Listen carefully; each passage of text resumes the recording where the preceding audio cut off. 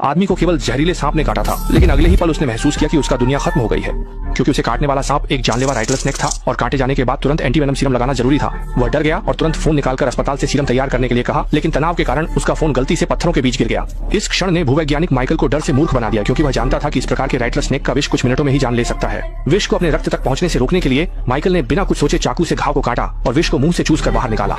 लेकिन विष के तेजी से फैलने के कारण माइकल ने महसूस किया कि उसका पूरा हाथ सुन्न हो गया है। यह महसूस करके कि वह अब सांप के विष का शिकार हो गया है, माइकल तेजी से झोपड़ी की ओर दौड़ पड़ा।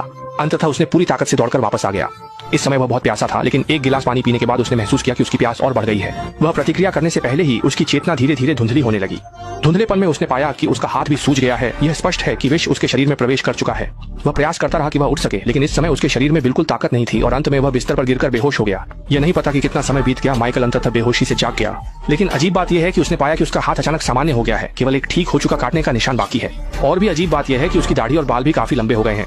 इस समय उसे यह पता नहीं था कि सांप के काटने के बाद वह 20 दिनों से भी ज्यादा समय तक बिस्तर पर बेहोश पड़ा रहा। थोड़ा सा साफ सफाई करने के बाद वह घर वापस जाने के लिए तैयार हुआ, लेकिन जब वह कार के पास गया तो वह आश्चर्यचकित हो गया। कार पर पूरी तरह धूल जम गई थी, जैसे कि उसे कई वर्षों तक छोड़ा गया हो। लेकिन सौभाग्य से कार इस समय स्टार्ट हो गई, इसलिए उसने सोचे बिना ही घर लौटने की यात्रा शुरू कर दी। लेकिन अजीब बात यह है कि जब वह अपने छोटे शहर में पहुंचा, उसने देखा कि धूप भरे दोपहर में सड़क पर एक भी व्यक्ति नहीं था। सड़क पर गाड़ियां भी इधर उधर खड़ी थीं। और सबसे भयानक बात यह है कि जमीन पर काफी मानव शव बिखरे पड़े थे।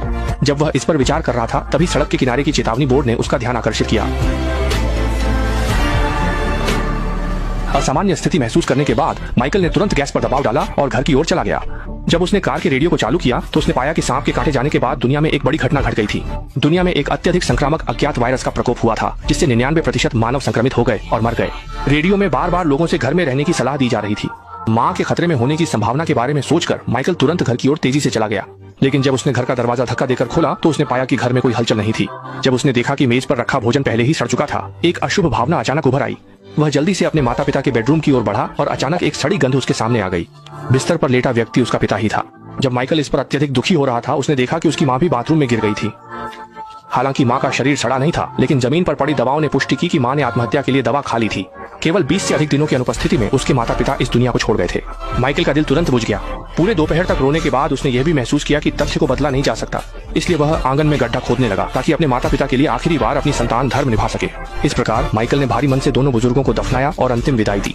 रात में माइकल घर के छोटे बिस्तर पर लेट गया और माता पिता के छोटे छोटे क्षणों को याद करने लगा। हालांकि माता पिता आमतौर पर काफी बातूनी होते थे, लेकिन अब उनके बात करने की इच्छा करना एक विलासिता बन गई है।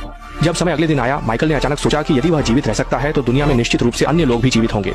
इसलिए अपनी आंतरिक धारणाओं को सत्यापित करने के लिए वह शहर में सबसे अधिक भीड़ वाले चर्च में मानवों की तलाश करने गया।